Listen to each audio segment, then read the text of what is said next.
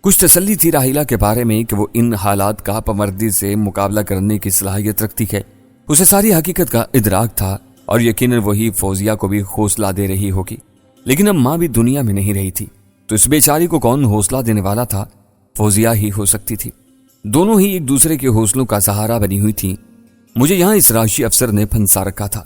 میں نے بتہیہ کر لیا تھا کہ خواہ کچھ بھی ہو جائے میں وہی بیان دوں گا جو میں پبلک پلیس میں دے چکا تھا، اس سے نہیں ہٹوں گا۔ آخر کب تک یہ عمیر شاہ مجھے یہاں رکھے گا؟ ایک دن تو عدالت میں اسے مجھے پیش تو کرنا ہی پڑے گا۔ مجھے رات میں نہ جانے کیا کھانے کو دیا گیا تھا جسے میں نے ہاتھ بھی نہیں لگایا۔ وہ دن گزرا، پھر اگلا دن بھی بیتا، یہاں تک کہ تیسرا دن آ گیا۔ مجھے حیرت ہوئی کہ ابھی تک میری پیشی کیوں نہیں ہوئی تھی۔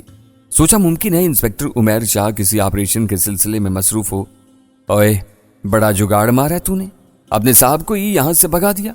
یہ وہ سنتری تھا جس سے آخر میں نے استفسار ہی کر ڈالا تھا کہ یہ کیا معاملہ تھا، مجھے عمیر شاہ کے سامنے کیوں نہیں پیش کیا جا رہا؟ کیا مطلب؟ میں ایک خوشگوار سی حیرت تلے بولا، انجان تو ایسے بن رہا ہے جیسے تجھے کچھ پتا ہی نہیں، ایک دم گرو ہے استاد تو۔ اسے دوبارہ اسی لہجے میں لیکن تھوڑا فلمی چرخا لگاتے ہوئے کہا، میں واقعی کچھ نہیں سمجھ رہا ہوں سنتری بھیا، کچھ بتاؤ تو صحیح، آخر ہوا کیا ہے؟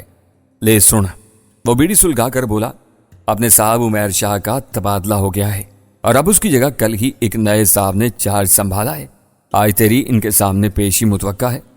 اچھا، میں گو مگو سے انداز میں بولا، میرے لیے کیا فرق پڑنا تھا؟ جو بھی اس سیٹ پر آتا اسے بھلا میرے دشمنوں سے ساز باز کرنے میں کتنی دیر لگنا تھی۔ میری پیشی تو نہ ہوئی، البتہ ایک اجنبی شخص ضرور مجھ سے ملنے آ گیا۔ وہ خاصی پکی عمر کا تھا، رنگت سانولی تھی، جسم خوب کھٹا ہوا اور صحت قابل رشک تھی۔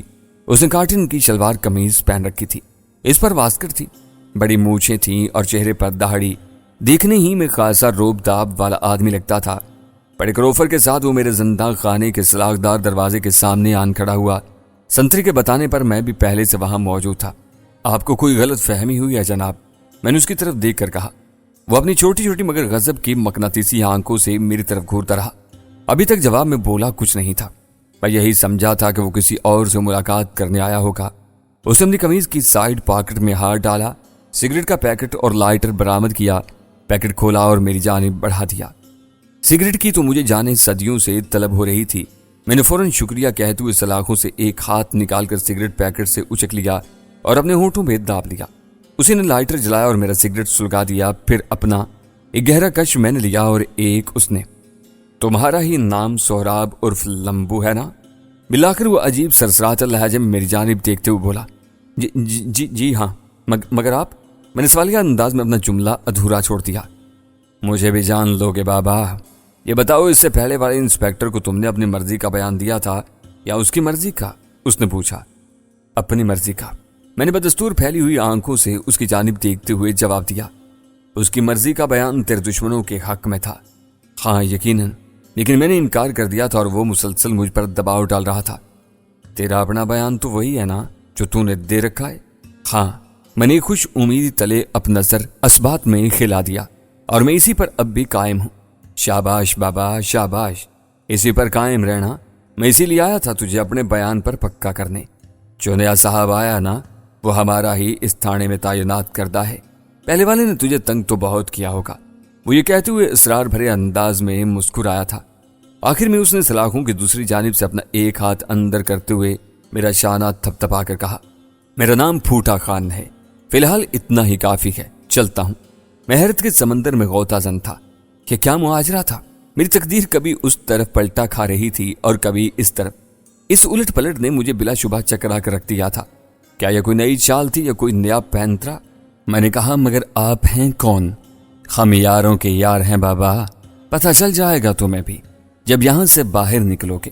اور پھر اسی طرح مسکرا کر بولا۔ اس نے جیسے مجھے مزدہ جاں فضا سنا دیا۔ میں یک ٹک اس کے چہرے کو تکتا رہ گیا۔ اپنے سگریٹ کا پیکٹ اور لائٹر بھی مجھے تھما گیا۔ میں گمسم سی حالت میں وہیں کھڑا سلاخوں سے پیشانی ٹکائے اس راہداری میں جاتے تکتا رہا۔ کون تھا یہ؟ مجھے سے کیا لینا دینا تھا؟ یہی سوالات میرے دماغ میں گردش کرتے رہ گئے۔ جو کچھ بھی ہے چلنے دو سہراب میاں، یہی تقدیر کے الٹ پھیر ہیں۔ کسی نے میرے کان میں سرگوشی کی۔ تقدیر کے اسی الٹ پھیر ہی نے تو مجھے پہلے سلیم چالیا کے شکنجے میں جکڑا تھا، پھر باس اقبال اور اب یہ آدمی۔ بظاہر سود مند نظر آنے والوں نے ہی اب تک مجھے نقصان پہنچایا تھا۔ کیا یہ اجنبی بھی کوئی ایسا ہی آدمی تھا؟ ضروری تو نہیں کہ ہر کوئی نقصان پہنچانے والا ہی ہو، دوست بھی ہوتے ہیں جیسے سیٹھ سکندر تھا، لیکن نہیں، سیٹھ سکندر کا تو معاملہ ہی اور تھا۔ وہ تو میرا موترف تھا، میرا ممنون، یہ معاملہ اور تھا۔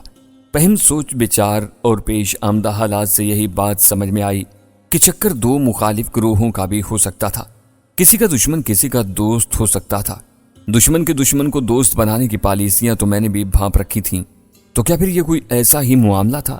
میرے ذہنی رسا نے بہت سی مخفی باتوں کا اندازہ قائم کر لیا اور میری یہ قیاس غلط نہیں ہو سکتے تھے۔ خیر یہ تو یہی صحیح، بس مصیبتوں سے چھٹکارا مل جائے یہی بہت ہے۔ میں نے سوچا اگر میں تقدیر اسی طرح مجھے فائدہ پہنچانا چاہتی تھی تو مجھے بھلا کیا اعتراض ہو سکتا تھا؟ دو مخالف گروہوں کے درمیان اگر میرا بیڑا پار ہو رہا تھا تو کیا قباحت تھی؟ بات کی بات میں دیکھی جائے گی، بہتی گنگا میں ہاتھ دھو لے لمبو، رب بھلے کرے گا۔ میرے اندر کسی نے مانی خیز سرگوشی کی۔ میں تو پہلے ہی تن بد تقدیر تھا اور اب مزید ہو گیا۔ اگلے دن مجھے جس نئے آنے والے صاحب کے سامنے پیش کیا گیا تھا وہ ایک کثرتی بدن کا آدمی تھا، رنگت سانولی تھی، اس کا نام انسپکٹر دیدار شاہ معلوم ہوا۔ خلاف توقع وہ مجھ سے بڑی خوش دلی سے ملا، اس نے میری ہتھکڑیاں بھی کھلوا دی تھیں۔ نہ صرف یہ بلکہ اس نے مجھے دوستانہ انداز میں اپنے سامنے والی کرسی پر بیٹھنے کا بھی کہا، جبکہ اس کے دائیں ہاتھ والی کرسی پر وہی کل والا آدمی بھی براجمان تھا، یعنی پھوٹا خان۔ وہ بھی میری طرف دیکھ کر مسکرا رہا تھا۔ میں نے اسے بھی سلام کیا۔ قصہ مختصر کہ یہ دنیا کی سحرنگی تھی، کبھی خوبصورت، کبھی بدرنگی اور کبھی سترنگی۔ عدالت میں میرا چالان پیش کر دیا گیا، ایک عدد وکیل صفائی کا بھی میرے لیے بندوبست کیا جا چکا تھا۔ مقدمہ چلا، کیس پر بحث و مباحثہ ہوا۔ فوزیہ کو بھی عدالت میں لایا گیا تھا۔ اس نے بھی کیس واپس لینے کی درخواست کے ساتھ بتا دیا کہ وہ پریشانی اور کم فہمی کے سبب انہی لوگوں کے دھوکے میں آ گئی تھی جن کی وجہ سے یہ سارا خونی واقعہ پیش آیا، لیکن چونکہ FIR کٹ چکی تھی اور عدالت میں چالان پیش کرنا ہی پڑتا، اسی لیے فوزیہ کا کیس کو اب واپس لینا آسان نہ تھا۔ تاہم اس کی کیس لینے کی درخواست جمع کرا دی گئی تھی۔ یوں سلیم چالیا اور راجو بوری کو بھی عدالت میں پیش کیا گیا تھا۔ میرے وکیل صفائی نے ان پر مقدمہ بنانے کی اپنی ہر کوشش صرف کر ڈالی۔ وہ دونوں بھی گھبرائے ہوئے تھے، ان کے لیے بھی وکیل کیا گیا تھا۔ باس اقبال نے صورتحال کی نزاکت یا خطرناکی کو دیکھتے ہوئے اپنی قبل از وقت گرفتاری ضمانت کروا لی تھی، تاہم اسے بھی عدالت میں لایا ضرور گیا تھا۔ دونوں طرف کے وکیلوں کے درمیان بڑی دھواں دھار محاذ آرائی ہوتی رہی۔ پہلی پیشی پر جج صاحب کے ریمارکس ہمارے لیے حوصلہ افزا تھے، جس پر انہوں نے تفتیشی افسر کو ٹائیگر ہاؤس کا باریک بینی سے معائنہ اور اس کی حیثیت جانچنے کے لیے پابند کر دیا تھا اور آخری فیصلہ محفوظ رکھا۔ میری ضمانت اب بھی نہیں ہو سکی تھی، لیکن میرے وکیل صفائی نے امید دلائی تھی کہ مجھے پریشان ہونے کی ضرورت نہیں، جیت چند قدموں کے فاصلے پر ہے۔ خود مجھے بھی اگرچہ ایسا ہی نظر آ رہا تھا، پر امیدی اپنی جگہ لیکن خدشات اور وسوسے اپنی جگہ تھے۔ کیا پتا چلتا تھا یہاں حالات کے الٹ پلٹ کا بھلا، پل میں تولا پل میں ماشا ہو جاتا تھا سب کچھ۔ میں پھر دوبارہ لاک اپ میں تھا، البتہ اب مجھے یہاں کوئی پریشانی نہیں تھی، جیسا کہ پہلے والے پولیس انسپکٹر عمیر شاہ کے وقت تھی۔ یہ نیا تعینات ہونے والا آفیسر جیسا کہ مذکورہ ہوا اپنا ہی آدمی تھا۔ پہلے والے افسر کی طرح یہ مجھ پر اپنی مرضی کے بیان کا دباؤ نہیں ڈالتا تھا، بلکہ یہ وہی کہتا تھا جو سچ ہے، میں وہی بیان دوں، اور وہ میں دے ہی چکا تھا۔ اس روز فوزیہ اور راحیلہ دونوں ہی مجھ سے ملنے حوالات میں آئی تھیں۔ فوزیہ کو دیکھ کر تو میں جی اٹھتا تھا، دونوں خوش بھی تھیں اور رنجور بھی۔ ملاقات کے دوران راحیلہ نے ہمیشہ کی طرح مجھ سے بڑے پتے کی بات کہی، سہراب تقدیر خواہ کسی بھی راستے سے صحیح ہماری مدد تو کر رہی ہے، لیکن مجھے لگتا ایسا ہی ہے کہ ہم تو ایسے ہاتھیوں کے درمیان نہ چکے ہیں جو ایک دوسرے کے مخالفوں کو استعمال کرنے کا کوئی موقع ہاتھ سے جانے نہیں دیتے۔ یقیناً میرا بھی یہی خیال ہے، میں نے کہا۔ میں کچھ اور بھی کہنا چاہ رہی ہوں تم سے، وہ جیسے میری طرف دیکھ کر مربعانہ لہجے میں بولی۔ میں سن رہا ہوں، میں نے ہولے سے کہا۔ فوزیہ اس کے ساتھ خاموش کھڑی سن رہی تھی۔ ان مقدمات سے چھٹکارا ملتے ہی ہم یہ گھر، محلہ بلکہ شہر ہی چھوڑ دیں گے۔ اس کی بات پر فوزیہ نے مہجور سی نگاہوں سے میری جانب دیکھا تھا۔ خود میری بھی راحیلہ کی اس بات پر فوزیہ کے چہرے پر نظریں پڑی تھیں، اور اس کا کیا ہوگا، یہ بھی تو خطرے میں ہوگی یہاں۔ میں نے فوزیہ کی جانب اشارہ کرتے ہوئے راحیلہ سے کہا، یہ تو میری بہن ہے، اسے بھی ہم ساتھ لے کر چلیں گے، یہ اب میرے ساتھ ہی رہتی ہے، اور محلے کی ایک خالہ بھی ہمارے گھر میں ہی رہنے لگی ہے، وہ بڑی دبنگ عورت ہے۔ خالہ؟ میں نے سوالیہ نظروں سے اس کی طرف دیکھا۔ وہی خالہ مکھاں جو سارے محلے کی خالہ ہیں، راحیلہ ہولے سے مسکرا کر بولی۔ اوہ، یاد آیا، ٹھیک ہے، میں نے کہا۔ थोड़ी देर और हमारे दरमियान बातें होती रहीं, फिर वो दोनों चली गईं। अगली पेशी हुई और इसमें तफ्तीशी टीम ने अदालत में इस रोज टाइगर हाउस में होने वाले वाकये की रिपोर्ट दे दी जो मेरे हक में थी। तफ्तीशी टीम ने यह भी बताया कि टाइगर हाउस से इस रोज वाले वाकये के शवाहिद मिटाने की पूरी कोशिश की गई थी, लेकिन माहिर टीम ने फिर भी चंद एक ऐसे शवाहिद ढूंढ लिए थे जिनसे मेरे बयान की तस्दीक होती थी। अब अलिफ होता या बे, हालात को मेरे हक में मुवाफिक करने वाले मेरे गुमनाम बही ख्वाह हरकत में आ चुके थे, और यूं भी ये कौन सा झूठ था। मेरी जमानत के 100% चांसेस हो गए और मैं रिहा कर दिया गया। फौजिया तो नहीं, अलबत्ता राहिला मुझे लेने आई थी। फूटा खान गायब था। मैं और राहिला घर पहुंचे तो फौजिया मुझे देखते ही खुशी के बेपाया एहसास तले खिल उठी। खाला भी घर में ही मौजूद थी। महल्ले वाले भी मुझसे मिलने आए और मुझे रिहाई की मुबारकबाद देने लगे। खाला मक्खा 50-55 के पेटे की एक दबंग खातून थी। काबिल रश्क सेहत और अच्छे डेल डोल की मालिक होने की वजह से अपनी उम्र से 5-10 साल कम ही की नजर आती थी। इनकी रंगत गंदमी थी और खुश शक्ल थी। सबसे बड़ी बात यह कि वो हमारी मुखलिस थी। मेरी तो उसने खुद बलाएं ली थी। फौजिया को मुस्तकिल अपने घर में देखकर मुझे यक गो न गो खुशी महसूस हुई थी और दिल में बेइख्तियार ये ख्वाहिश उभर रही थी कि ये घर हमेशा का हो जाए। घर तो हमारे किराए ही के थे, हमें इन्हें छोड़ने की परवाह नहीं थी। हम घर में अभी खुशियां मना रहे थे कि अचानक दरवाजे पर दस्तक हुई। मैं देखती हूँ, खाला मक्खा उठते हुए बोली। मैंने मना करना चाहता था मगर राहिला ने मुझे इशारे से रोक दिया। वो कोई आदमी आया है, फूटा खान नाम बताता है अपना, तुमसे मिलना चाहता है। वापस आकर खाला ने बताया। मैं चौंका और दरवाजे की जानिब लपका। सामने फूटा खान ही खड़ा था। क्यों बाबा, भूल गए हमें? वो मुझे देखते ही मानी खेज मुस्कुराहट से बोला। वो इस वक्त भी कीमती शलवार कमीज में मलबूस था। अरे नहीं साईं, आपको भला कैसे भूल सकते हैं, आप तो हमारे मोहसिन हैं, अंदर तशरीफ लाएं। मैंने झींपी हुई मुस्कुराहट से कहा और उसे अंदर आने का रास्ता दे दिया। मैंने तो आपको कोर्ट के बाहर तलाश भी बहुत किया था। मैंने उसके अंदर कदम रखने के दौरान कहा, लेकिन आप तो एक झलक दिखाकर ही ऐसे गायब हुए कि मुझे शुक्रिया का मौका तक न दिया। वो अंदर आ चुका था और मैं उसे सहन के वस्त में ले आया था। हम तुम्हें शुक्रिया का मौका ही नहीं देना चाहते थे। वह अजीब से अंदाज में मुस्कुरा कर बोला, क्योंकि दोस्तों से कैसा शुक्रिया, और तुम अब हमारे दोस्तों में शुमार होने लगे हो। हम किसी को जरखरीद बनाने के कायल ही नहीं हैं बाबा। कहते हुए वो इधर उधर देखने लगा। माफ कीजिए साईं, ये जगह आपके शयाने शान तो नहीं, मगर मैंने कहना चाहा तो एकदम हाथ उठाकर मेरी बात काटते हुए बोला, हरगिज नहीं, तुम हमारे शयाने शान दोस्त हो, यही हमारे लिए बहुत है। मैंने उसे वहीं बिछी हुई चारपाई पर बैठने का कहा तो वो इस पर पांव चिल्लाए विराजमान हो गया। मुझे हैरत थी कि फूटा खान जैसा दबंग आदमी अकेला था। मुराद ये कि न उसकी कोई गाड़ी दिखाई दी थी, न आदमी या साथी वगैरह। असनाए राहिला और फौजिया भी अंदर से निकल आईं। राहिला तो जानती ही थी और शायद फौजिया भी उसी के हवाले या गायबाना तारुफ से फूटा खान को जानने लगी थी। दोनों ने अदब से उसे सलाम पेश किया। जीते रहो बाबा, जीते रहो। फूटा खान उनकी जानिब देखते हुए मुस्कुरा कर बोला, फिर मेरी जानिब देखा। क्यों बाबा, सोहराब मियाँ अब कैसा लग रहा है खुद को अपने प्यारों के दरमियान पाकर? ये कहते हुए उसने एक बार फिर राहिला और फौजिया की तरफ मुस्कुरा कर देखा था। बहुत अच्छा जनाब, बहुत खुशी हो रही है, मैंने कहा। इसी दौरान राहिला ने कहा, आप लोग अंदर आराम से बैठ जाएं, मैं जब तक चाय वगैरह का इंतजाम करती हूँ। बाबा ज्यादा तकल्लुफ मत करना, फूटा खान ने हाथ के इशारे से कहा। राहिला और फौजिया ने मुस्कुराते हुए अभी रसोई की जानिब कदम बढ़ाया ही था कि अचानक बाहर किसी बाइक के रुकने की आवाज उभरी, जिसके फौरन ही बाद एक धमाके से दरवाजा खुला। उन दोनों की तो चीखें निकल गई थी।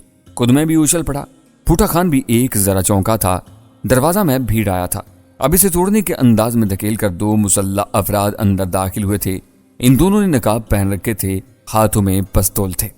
राहिला और फौजिया मारे खौफ और दहशत के एक दूसरे से लिपटी खड़ी रह गईं। मैं खुद अपनी जगह सुन्न होकर रह गया था। इन दोनों मुसल्लह अफराद ने अपने चेहरों से नकाब हटाया तो मैं बुरी तरह चौंक पड़ा। राहिला और फौजिया भी इन्हें पहचान कर घुटे घुटे अंदाज में चीखी थी। ये दोनों सलीम चालिया और राजू बोरी थे। मैंने देखा फूटा खान के चेहरे पर एक जरा खौफ का शायबा तक नहीं था, बल्कि उसके बरक्स वो खूनखार नजरों से इन दोनों की जानिब घूरे जा रहा था। खबरदार, कोई भी अपनी जगह से हरकत नहीं करेगा, सलीम चालिया भेड़िए जैसी हुर्राहट से बोला। इसके पिस्तौल का रुख हमारी जानिब था। फिर वो फूटा खान की तरफ देखते हुए जहर खन लहजे में बोला, खूब साईं खूब, आज तो तुमसे भी हिसाब चुकता करने का सुनहरी मौका मिल गया। सलीम के अंदाज से जाहिर हुआ कि वो फूटा खान को पहले ही से जानता था। तुम्हारे जैसे कल के छोकरे हमारी औताक में चाय लाने का काम करते हैं, जुबान संभाल कर बात कर। پھوٹا خان نے بغیر کسی خوف کے اسے گھورتے ہوئے کہا تھا۔ حقیقت تو یہ تھی کہ میری جان نکلی جا رہی تھی۔ سلیم چھالیا اور راجو بوری مفروری تھے اور میرے خون کے پیاسے بھی۔ تم لمبو کیا سمجھتے تھے کہ بچ جاؤ گے ہم سے غداری کر کے؟ سلیم نے میری جانب گھورتے ہوئے بڑے متعصبانہ لہجے میں کہا۔ ابھی سلیم نے اتنا ہی کہا تھا کہ اچانک عقب سے دو لہیم شہیم آدمی نمودار ہوئے اور انہوں نے اپنے پستول کی نالیں ان کی گدی پر رکھ دی۔ کھیل ختم، ہتھیار پھینک دو، ان میں سے ایک نے غراتے ہوئے کہا۔ یہ یقینی طور پر پھوٹا خان کے آدمی تھے۔ میں نے دیکھا سلیم چھالیا اور راجو بوری کے چہرے اتر گئے تھے۔ ناچار سلیم اور راجو کو اپنے پستول پھینکنے پڑے۔ پھوٹا خان ان دونوں کو خوفناک نظروں سے گھورتا ہوا اپنی جگہ سے اٹھا اور ان کی جانب بڑھا۔ پہلے اپنے پاؤں کی ٹھوکر سے ان دونوں کے پھینکے ہوئے پستول کو پرے کیا، پھر سلیم چھالیا سے زہرناک لہجے میں بولا، کہا تھا نا بابا میں نے، تم جیسے کل کے چھوکرے ہماری اوتاقوں میں چائے پانی لانے کا کام کرتے ہیں۔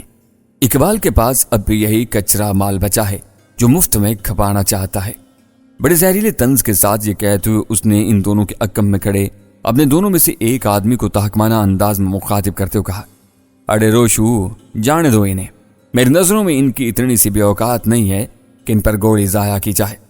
میں نے دیکھا وہ دونوں اس کا حکم پاتے ہی سلیم اور راجو کو باہر جانے کا راستہ دیتے ہوئے فوراً ایک جانب ہٹ گئے۔